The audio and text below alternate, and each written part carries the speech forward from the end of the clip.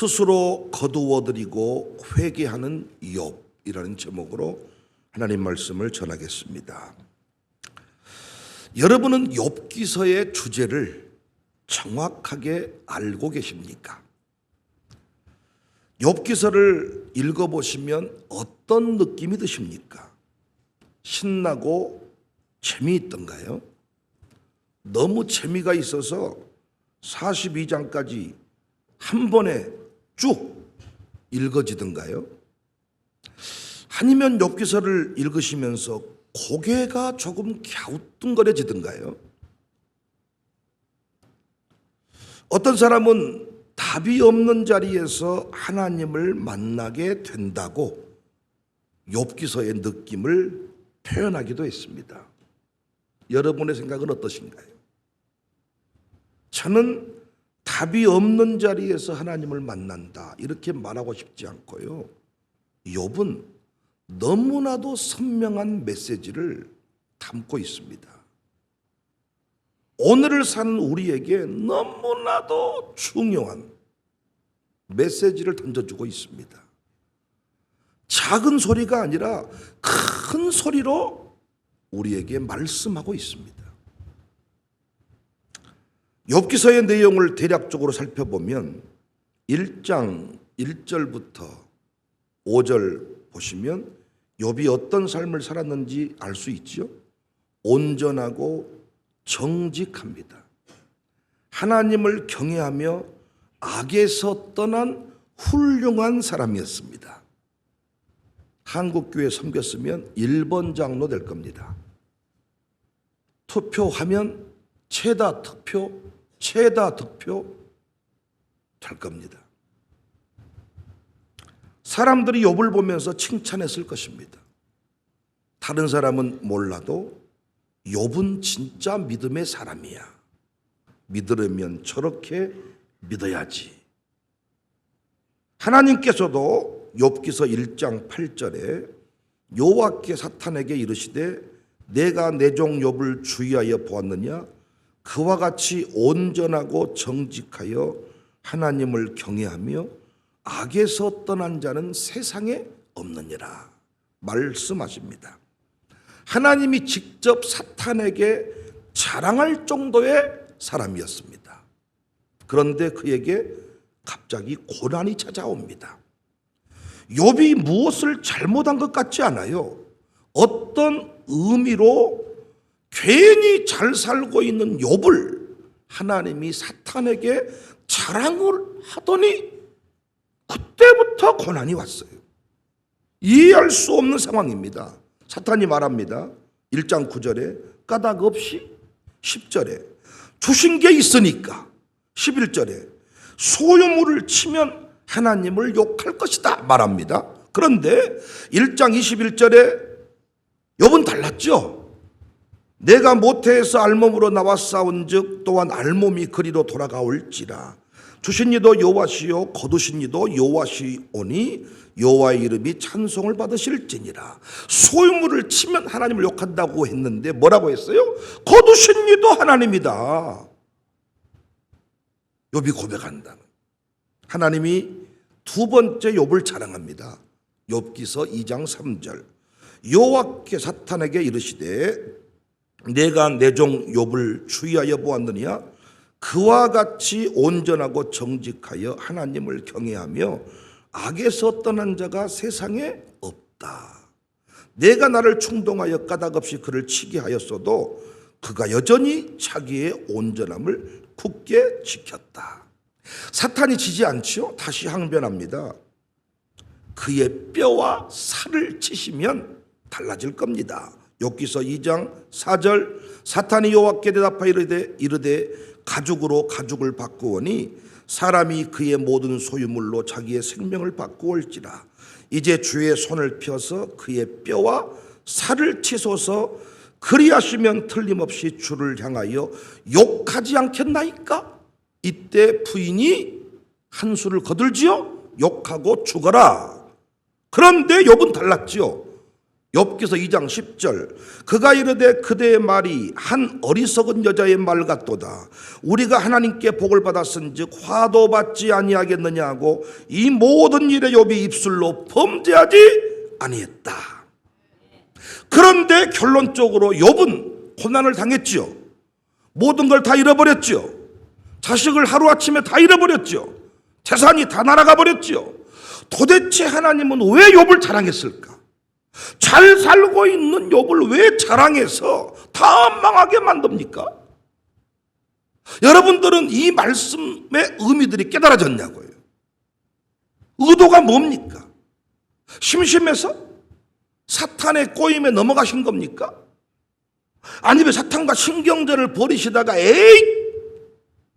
처리해버리신 거예요? 고래 싸움에 새우 등 터진 격입니까? 아무리 생각해도 욥이 억울해 보입니다. 욥만한 사람이 어디 있습니까? 그런데 재산을 다 잃고 자녀가 죽었어요. 그런 중에도 범죄하지 않았다잖아요. 욥만한 사람이 어디 있어요? 그런데 왜 재산을 잃습니까? 오르는 말하면 이런 인간들에게 하나님이 넘치는 돈을 줘야죠. 왜 사라집니까? 아무리 봐도 하나님이 불의해 보입니다. 하나님 때문에 욥이 피해를 본 것 같습니다. 문제는 최소한 우리는 하나님이 불의한 분이 아니라는 것은 알고 있어. 그래서 욥기서가 어려워요. 하나님 때문에 고난당한 것처럼 보이잖아요. 뭐야? 아니 잘 살고 있어. 하나님이 칭찬했어. 온전한 사람이 돼. 입술로 범죄한 적이 없어. 이런 인간한테는 있는 암도 사라지고 없는 자식도 생기고 여러분이 그토록 좋아하시는 아파트도 생기고 부동산 땅값이 오르고 이렇게 돼야 되지 않냐고요. 그런데 왜 하나님이 불의해 보인다고요?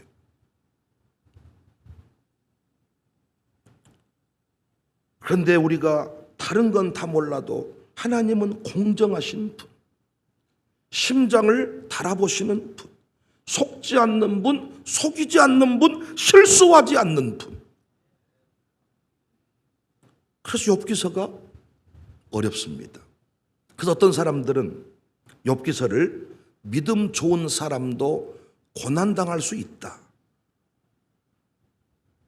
그렇지만 견디면 더 큰 복 받는다. 이렇게 설교할 때가 있습니다. 여러분 같으면 갑절 받고 싶어서 이런 고난 견디고 싶습니까? 자식이 하나만 죽어도 살까 말까 하는데 10명의 자식을 하루아침에 여러분 잃어버려. 자식을 20명 줘. 10명 떠나 보내실래요? 갑절을 주시지 않아도 이미 충분하고 이미 행복하지 않습니까? 하나님께서는 누구보다도 자식을 잃은 슬픔을 잘 아시는 분입니다. 왜? 독생자를 십자가에 내어준 적이 있잖아요. 그런데 왜 욥의 자녀를 한 명도 아니라 전부를 하루아침에 데려가십니까? 그것도 사탄과 말장난하듯이 이러니 저러니 하더니 갑자기 욥에게 재앙이 내려서 하루아침에 인생이 거지 같은 인생이 되어버립니다. 도대체 욥기서를 통하여 우리에게 주시는 메시지는 무엇입니까? 단언컨대 선하고 의로우신 하나님은 우리 인생을 장난처럼 다루시지 않습니다. 그렇다면 왜 이렇게 했습니까? 인생이 장난입니까? 왜 하나님은 이렇게 하셨냐고요? 의로우신 하나님이, 공정하신 하나님이 왜 이렇게 했냐고요? 의도가 뭡니까? 누가 봐도 욥의 믿음은 완벽해 보입니다. 그런데 욥기서를 깊이 있게 보시고 후반부 끝까지 보시면 전혀 다른 욥의 모습을 발견합니다. 친구들과의 계속된 논쟁 속에서 감추어진 속마음이 드러나기 시작합니다. 욥이 태어난 날을 저주해요. 욥기서 3장 1절. 그 후에 욥이 입을 열어 자기의 생일을 저주하니라. 욥이 입을 열어 이르되 내가 난 날이 멸망하였더라면 사내 아이를 베었다 하던 그 밤도 그러하였더라면. 더 놀라운 사실은 자기 스스로 자기 믿음이 완전하다고 고백을 해요. 욥기서 23장 10절에 그러나 내가 가는 길을 그가 아시나니 그가 나를 단련하신 후에는 내가 순금같이 되어 나온다. 이거 우리 많이 인용한 말씀이잖아요. 근데 욥이 스스로 하나님 앞에 내가 가는 길을 하나님이 아십니다 말이요. 심지어 자신이 이 자신의 정당함을 물리치고 하나님이 괴롭혔다는 고백도 합니다. 욥기서 27장 2절. 나의 정당함을 물리치신 하나님, 나의 영혼을 괴롭게 하신 전능자의 사심을 두고 맹세하노니. 하나님이 자기를 괴롭게 했대. 자기의 정당함을 물리치셨대.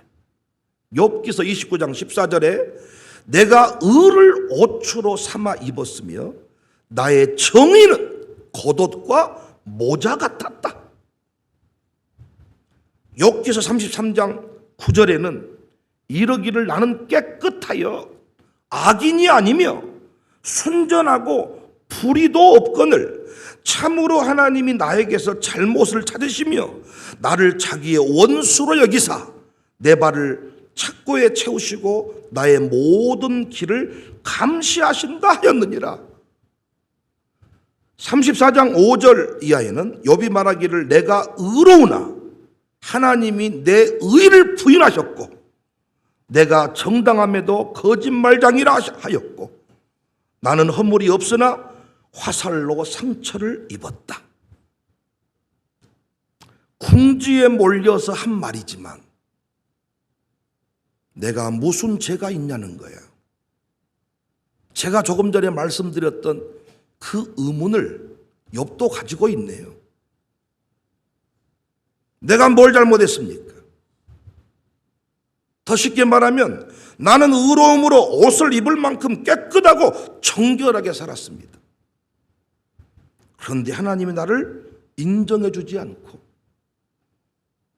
발에 착고를 채워서 괴롭히고 있습니다. 놀랍지 않습니까? 무섭지 않습니까? 서서히 좀 의문이 풀리지 않습니까? 욥의 고백을 듣고 있노라면 자신은 옳은데 누가 틀렸다는 거예요? 하나님이 틀렸다는 거잖아요. 욥기서를 통해서 우리에게 주신 메시지는 너무도 선명하죠. 아니, 욥을 통하여 정확하게 여러분과 저의 모습을 엑스레이처럼 보여주는 겁니다.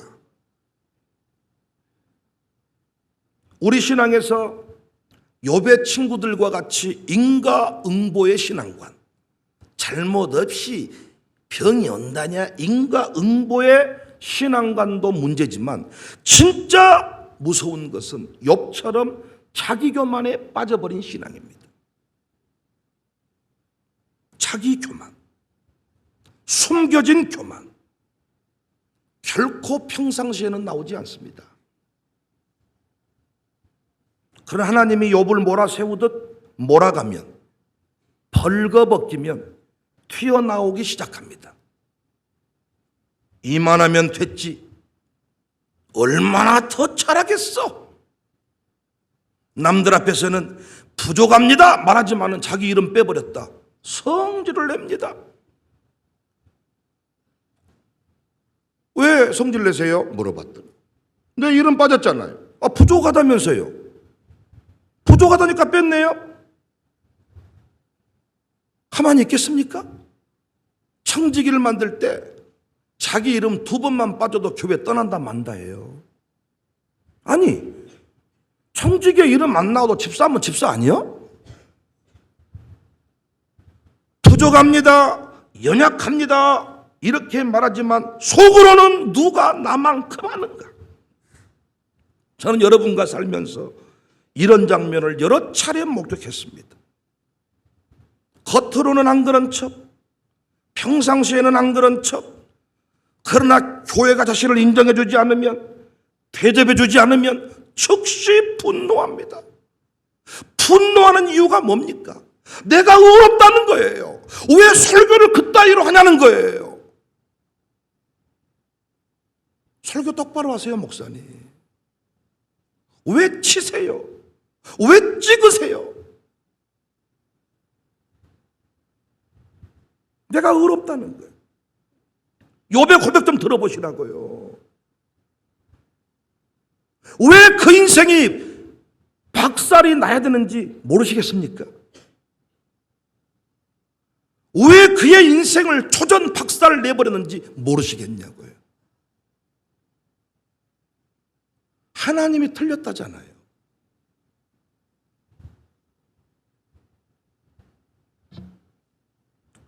자신의 남편과 부인이 직분자로 세워지지 않을 때 나는 분노하는 걸 목격했습니다. 자기 남편이 장로로 안수집사로 세워지지 않으니까 평상시에는 부족합니다, 연약합니다 말하더니 이야 분노를 합니다. 분노까지는 아니어도 피택받고 난 뒤에 감사하다는 사람을 들어보지를 못했습니다. 목사님, 내 남편 같은 사람을 안수집사 피택하시느라고 고생해. 누구도 저한테 말한 적 없습니다. 나는 그 충격이 너무 오래 갑니다. 지금도. 평상시에 그렇게 부족하다고, 남편이 모자라다고, 남편이 찌질하다고, 남편이 믿음이 없다고, 엉망진창이라고 저한테 흉볼 때는 언제고, 안수집사 피택이 딱 되고 장로 피택이 되니까 목사님, 부족한 남편이 감당할지는 모르겠네요. 제가 기도로 도울게요. 한 사람도, 단 한 사람도 그런 고백을 한 것 들어보지 못해요. 오히려 세워지지 않았다고, 표가 많이 안 나왔다고, 어떤 놈이 안 찍은 거야? 와, 충격이 너무 커요.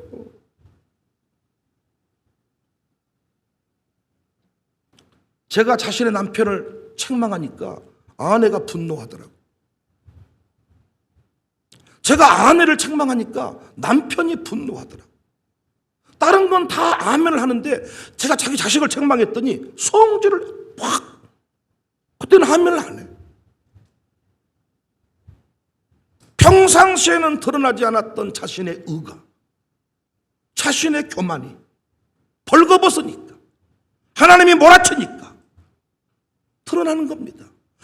우리가 1장, 2장, 3장에서 만나는 욥의 모습과 후반부로 넘어가면서 벌거벗은 채로 기아짝으로 몸을 긁어가면서 고백했던 내용을 들어보니까 욥이 이런 인생이었구나. 이 모습이 오늘을 사는 여러분과 저의 모습이구나.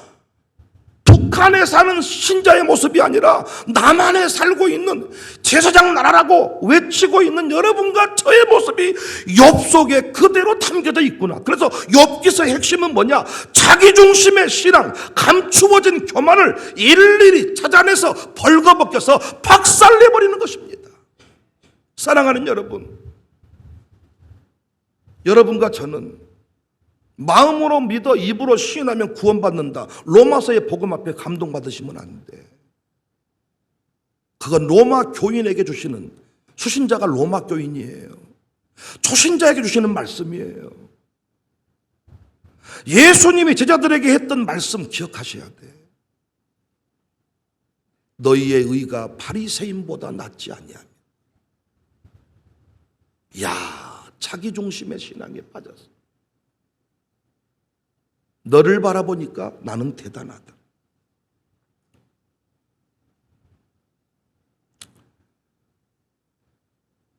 우리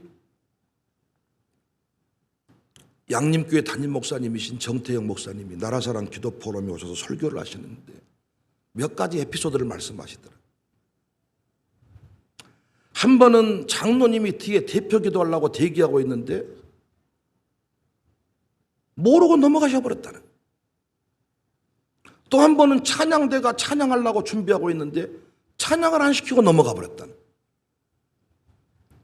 또 한 번은 고장풍금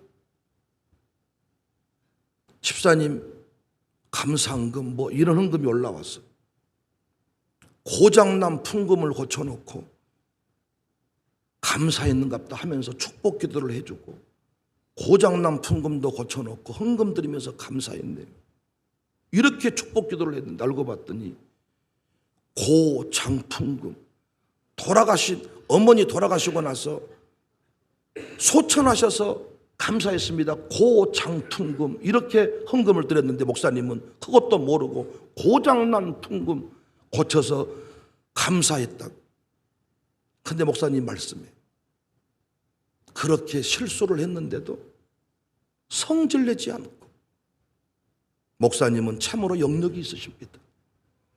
목사님은 강대상에만 서면 말씀에 미쳐버렸기 때문에 내가 뒤에서 그렇게 기침소리를 해도 목사님은 개의치 않고 말씀 전하시는 목사님을 내가 존경한다. 찬양대원 찬양을 안 시켜버렸다는. 넥타이를 이렇게 목사님한테 사인을 줬다는. 모르고 넘어갔다는. 끝나고 나서 그 지휘자가 이렇게 말하더라고요. 목사님, 사실은 저희 준비가 좀 부족했습니다. 근데 하나님이 중심을 깨트려 보시는 분이라 오늘 의도를 가지고 안 시키신 것 같습니다. 고백하더라는. 우리가 그 설교를 들으면서 모두가 왜 감동을 받았을까요? 이 시대에 그런 장로 없으니까. 그분은 왜 그걸 외화로 썼을까요? 이 시대에는 그런 찬양대 지휘자 없으니까. 없습니다. 난리 나버립니다. 평상시에는 다 괜찮습니다. 부족합니다. 연약합니다. 말한다니까. 근데 내가 강대상에서 목사가 김수비 차장사 부족해, 김기성 부족해 말하면 성질을 낸다니까. 자기가 성질 안 내도 남편이 성질 내거나 부인이 성질 내거나 자기 집 자식이 성질 내거나 함께 신앙생활하는 우리 교회는 친인척이 많으니까 친척이 분노한다니까요. 하나님이 지금 그 신앙을 책망하시는. 네가 네 입으로 잘한다 말하면 안 돼. 네가 너를 의인이라고 말하면 안 돼. 그건 내가 할 소리야. 내가. 너는 끝까지 십자가 공로를 붙잡고 하나님 앞에서 정말 은혜만 자랑해야지. 하나님이 내 의를 잃어버리시고 실수했다. 목사님, 나 기도 안 시킨 거 당연하십니다. 나 특송 안 시킨 거 당연합니다. 잘 됐습니다. 뭐 이렇게 말할 사람 누가 있겠냐. 노예에서 목사님들 이름 하나가 뒤로 밀려버렸다. 의장, 서기는 죽어버립니다. 이름이 뒤로 가나 앞으로 가나 노예에서 자기 자리는 그대로 있는 거야. 왜 하나님이 모든 자식을 다 데려가 버린지 아시겠습니까? 하나님이 왜 전 재산을 하루아침에 싹 가져가 버리신 줄 알겠습니까? 하나님이 드디어 욥에게 말씀합니다. 욥기 38장 1절부터 3절을 보시면 그때 여호와께서 폭풍우 가운데 욥에게 말씀하여 이르시되 무지한 말로 생각을 어둡게 하는 자가 누구냐. 너는 대장부처럼 허리를 딱 묶고 내가 내게 묻는 걸 답해라. 그러면서 하나님이 막 질문을 쏟아대는데 내가 땅에 기초를 놓을 때 넌 어디 있었느냐. 땅의 주추를 무엇이 왜 세웠는지 아느냐? 바다를 만들고 물을 구름으로 그 옷을 만들고 파도가 그칠 지점을 둔 것을 너는 알고 있느냐? 아침과 새벽의 자리를 누가 만들었느냐? 내가 바다의 샘에 들어가 보았느냐? 광명과 흑암에 가는 길을 너는 아느냐? 눈 곡간과 우박창고를 보았느냐? 홍수의 길과 우레와 번개의 길은 아느냐? 비에게 아비가 있느냐? 이슬방으로 누가 낳았느냐? 얼음은 누구의 태에서 공중의 서리는 누가 낳았느냐? 하늘의 별들을 공중에 묶을 수 있으며 삼성의 띠를 풀 수 있느냐? 번개를 쳐야 할 때 짐승들이 먹을 것이 없어서 허덕거릴 때 누가 먹이를 마련하였느냐? 자기의 의를 드러낸 욥한테 쏟아버립니다. 하나님이 욥기서 40장 1절 또 말씀합니다. 여호와께서 욥에게 일러 말씀하시되 터집지 않는 자가 전능자와 다투겠느냐? 하나님을 탓하는 자는 대답할지니라. 대답해. 욥이 답합니다. 욥기서 40장 3절. 여호와께 대답하여 이르되 보소서 나는 비쳐나오니 무엇이라 주께 대답하리이까? 손으로 내 입을 가릴 뿐이로소이다. 내가 한번 말하였사온즉 다시는 더 대답하지 않겠습니다. 다시는 내 주둥아리로 쉬부리지 않겠습니다.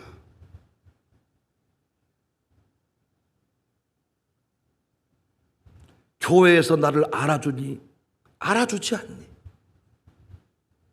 내가 장로감이니 권사감이니 잔소리하지 않겠습니다. 오늘 본문입니다. 42장 1절 욥기서의 결론입니다. 여러분, 우리는 이 본문을 어떻게 해석해버리냐? 욥이 고난을 견뎠더니 갑절의 복을 받았다. 고난 속에서 자기 의를 깨지 아니하면 고난 1000번을 당해도 갑절의 영감, 갑절의 은혜는 누릴 수 없습니다.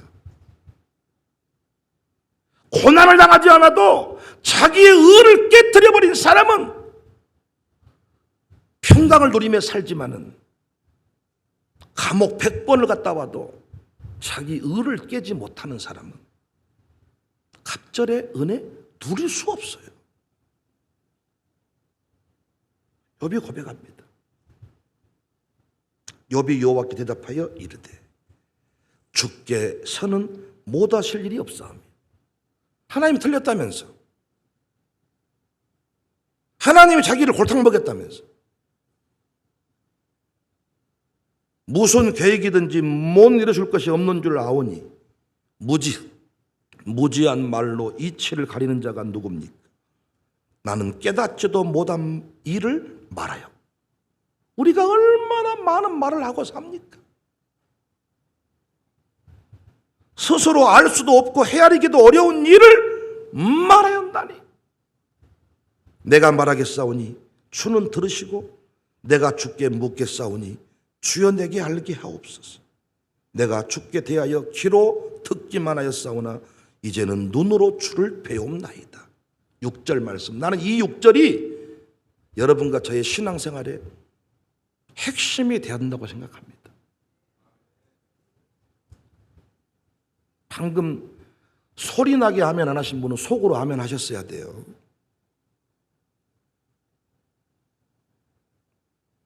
그러므로 내가 스스로 거두어 드리고 티끌과 제 가운데에서 회개하나이다. 말씀을 들을 때 어떻게 성질을 냅니까? 신앙생활 하면서 왜 성질을 냅니까? 왜 곤조를 부립니까? 평상시에는 부족합니다. 연약합니다. 아닙니다. 괜찮습니다. 뒤돌아서면서 걸리기만 해봐라. 무섭습니다.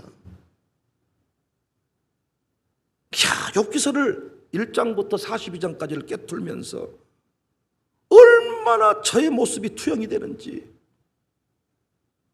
여러분 앞에서는 저는 부족합니다, 못났습니다 했으면서 밥 먹을 때 나를 먼저 안 챙겨주면 이런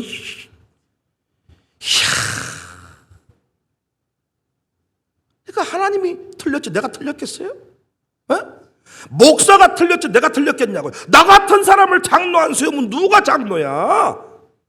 그 부인도 그렇게 기세가 등등한 것은 우리가 남편이 안 되면 누가 되는 거야? 제가 우리 교회도 부인들 좀 칭찬했더니 남편이 더 한술 더 떠. 목사님 잘 보신 겁니다. 내 부인이 그쪽은 탁월하십니다. 우와, 둘이 기도원 차려라. 당신 부인 원장하고 당신은 거기 찬양 기사하면 딱 맞겠다. 요즘은 자식 칭찬을 못 해줘. 목사님 탁월하십니다. 어떻게 그걸 보셨습니까? 내가 책망하잖아요. 목사님 그건 잘못 보셨습니다. 그건 아니죠. 칭찬하면 잘 봤대 나보고. 여러분 얘기 아닌가 보네요. 근데 책망하면 왜 그런 식으로 말하니? 목사님 모르신 게 있대. 틀릴 수 있겠지. 근데 매번 틀리겠냐고요. 어떻게 설교를 들을 때마다 화가 납니까? 그리고 어떻게 신앙생활 교회에서 성질을 냅니까?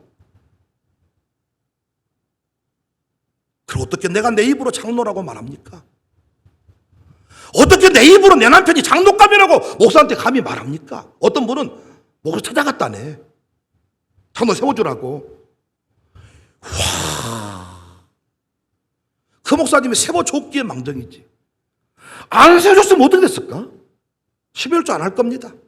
이런 인민 내가 교회에다 11조를 바친가 말한 내가. 그때부터 아마 설교 때 하면도 안 하지 않겠습니까? 왜 하나님이 박살내버린지 아시겠냐고. 왜 부셔버린지 아시겠냐고요. 왜 여러분과 저의 인생이 지금도 바닥인지 아시겠냐고요. 바닥에서도 이 정도인데 내가 좀 잘 나갔어. 내 아들이 100억대 자산가야. 나 이렇게 살겠어요? 내 아들이 100억대 자산가라고. 전화 한 통 하면 통장에 1억씩 넣어줘. 이렇게 살겠어요? 바닥에 살아도 우리는 성질 내고 살아. 우리는 돈 벌었으면요, 비행기 돌려버린 게 문제가 아니라 아마 기장을 죽이지 않았나 모르겠네. 하나님이 왜 우리를 바닥에 두셨는지 아시겠네. 하나님 앞에 우리가 고백할 것은 하나입니다. 나는 죄인입니다. 그러나 십자가의 의로 거룩한 백성이 되었습니다. 그래서 누구를 정죄할 수가 없어. 제 설교에 항상 나를 포함시키는 것은 이 설교 나한테 하는 설교예요. 제 모습이더라. 우리 교회가 어떤 상황에 이르든지 간에 스스로 거두어 드리세요. 말하지 마세요. 불평하지 말고 원망하지 말고 내가 잘했다 말하지 말고 칭찬은 내가 해줄 테니까. 여러분이 칭찬 받을 거라 생각하지 마. 그리고 틀렸다고 말하거든 회개하시는 거야. 회개. 하나님 앞에 늘 이런 영적인 자세를 갖추어서 아멘할 준비하세요. 성장합시다. 계속 성장하고 변화되고 하나님께 인정받는 사람이 돼야지. 제자의 길을 걸어가야지 바리새인의 길을 가면 안 돼요. 오늘도 하나님의 교회에서 일하면서 성질내지 마세요. 고집 피우지 말고 하람하시고 가라면 가고 틀렸다 그러면 기도해 보시고 칭찬해 주면 감사합니다 받고 하나님이 원하시는 신앙의 주인공이 되시기를 주님의 이름으로 축복합니다.